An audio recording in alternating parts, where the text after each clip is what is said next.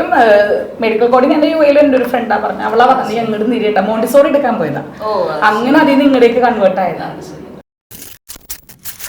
നമ്മൾ ഏറ്റവും കൂടുതൽ പറയുന്ന ഒരു വാക്കാണ് സമയമില്ല എന്നുള്ളത്. ശരിയാണ്, എനിക്കും പലപ്പോഴും തോന്നാറുണ്ട് ഒന്നിനും സമയമില്ല എന്നുള്ളത്.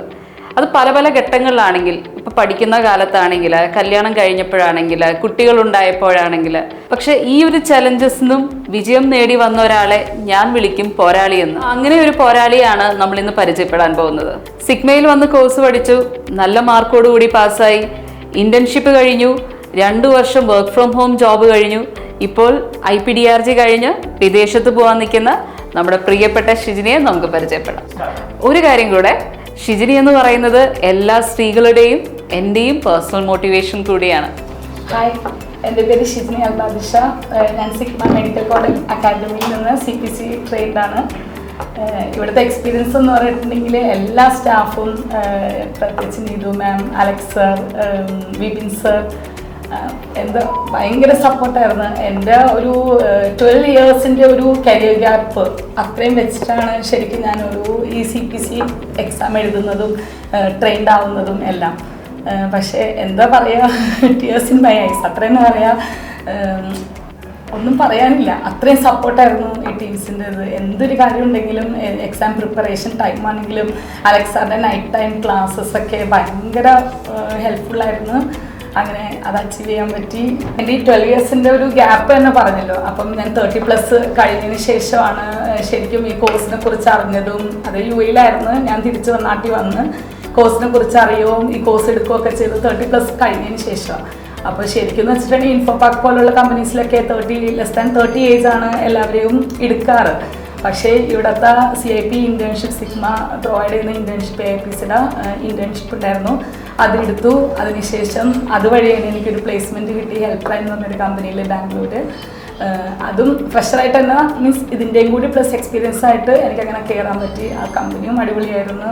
അതായത് 0 to full of experience എന്ന് എനിക്ക് ഇറങ്ങാൻ പറ്റി. Planning to shift to UAE. Medical coding എന്ന് പറയുന്ന ഒരു ഫാസ്റ്റ് പേസ് കരിയറാണ്. അപ്പോൾ ഈ വർക്ക് ലൈഫും ഫാമിലി ലൈഫും എങ്ങനെ ഒരുമിച്ച് കൊണ്ടുപോകാൻ പറ്റി? അതിൽ ഹസ്ബൻഡിൻ്റെ ഒരു സപ്പോർട്ട് എന്ന് പറയുന്നത് എത്രത്തോളമായിരുന്നു? സത്യത്തിൽ എന്താണ് മാം പറഞ്ഞ പോലെ തന്നെ ആദ്യം ജോബ് കിട്ടിയിട്ട് 2 ദിവസം ഞാൻ ഷോക്കായിരുന്നു. കാരണം എന്ത് ചെയ്യും, എങ്ങനെ ചെയ്യും എന്നൊക്കെ വെച്ചിട്ട്. പക്ഷേ ഹെൽപ്പ് ലൈൻ ആ ഒരു കമ്പനീൻ്റെ ഭയങ്കര സപ്പോർട്ടെന്ന് വെച്ചാൽ മാനേജറും എല്ലാവരും അതുപോലെയായിരുന്നു എനിക്ക് സപ്പോർട്ട് ചെയ്തത്. അവർക്കറിയാം. എല്ലാവരും തന്നെ ചോദിച്ചത് 4 മക്കളുണ്ടെന്ന് നിങ്ങൾ പറഞ്ഞു എന്ന്. ഞാൻ എല്ലാം സത്യം തുറന്നു പറഞ്ഞിട്ട് തന്നെയാണ് ശരിക്കും കമ്പനിയിൽ ജോയിൻ ചെയ്തത്. അപ്പം അതിനനുസരിച്ച് തന്നെ കുറച്ച് സ്റ്റാർട്ടിങ് പ്രൊബേഷൻ ടൈമൊക്കെ ഒരു ഇത്തിരി ബുദ്ധിമുട്ടുണ്ടായിരുന്നു. പക്ഷെ അവരുടെ ഒരു മോട്ടിവേഷനും സപ്പോർട്ടോടുകൂടി തന്നെ എനിക്ക് ശരിക്കും അത് ക്വാളിറ്റി എനിക്കൊരു ബുദ്ധിമുട്ടായിരുന്നു ആദ്യം അച്ചീവ് ചെയ്ത് പോകാനായിട്ട്. പക്ഷെ ലാസ്റ്റ് ആയപ്പോഴത്തേക്ക് ഞാൻ മാനേജറിനോട് തന്നെ പറഞ്ഞു എനിക്ക് 100% തികച്ചിട്ട് തന്നെ ഇറങ്ങണം എന്ന്. അപ്പോൾ കഴിഞ്ഞ ദിവസം മാനേജർ മെസ്സേജ് ആയിട്ട് പറഞ്ഞു എനിക്ക് 99.25 നീ ഇറങ്ങിയേ.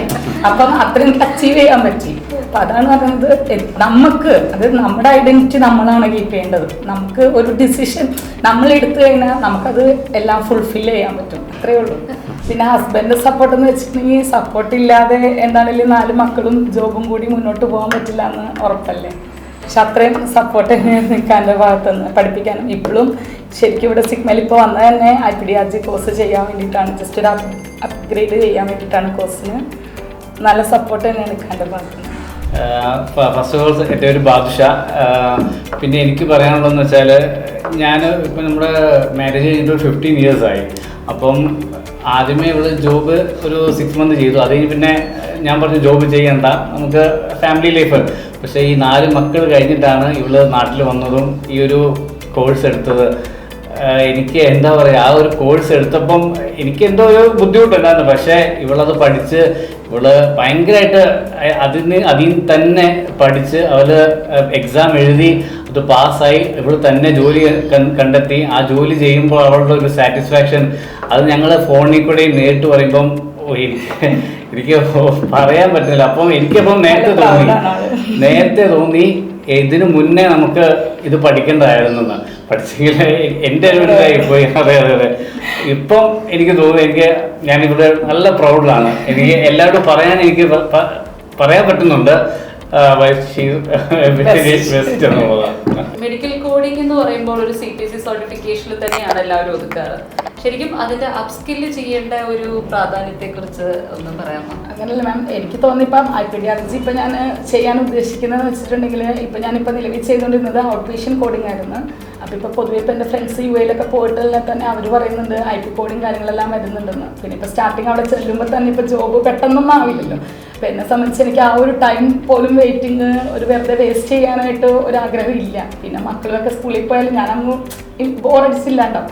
അപ്പോൾ എനിക്ക് പിന്നെ അതെല്ലാം എന്താ എപ്പോഴും ആ ബുക്സായിട്ടൊക്കെ ഒരു കീപ്പ് ഇൻ ടച്ച് വെക്കാൻ വേണ്ടിയിട്ടാണ് IPDRG. അത് യൂസ്ഫുൾ ആണെന്നും പറയുന്നുണ്ട്. അപ്പോൾ എടുക്കുന്നത് നല്ലതാണ്, നമ്മൾ ടൈം വേസ്റ്റ് ചെയ്യണ്ട. കാര്യം ഇത്രയും ഇയേഴ്സ് ഞാൻ വെറുതെ കളഞ്ഞു. പിന്നെ എനിക്കങ്ങ് മുന്നോട്ട് അതുകൊണ്ട് തന്നെ പോകാൻ അങ്ങനെയാണ് എടുത്തത്.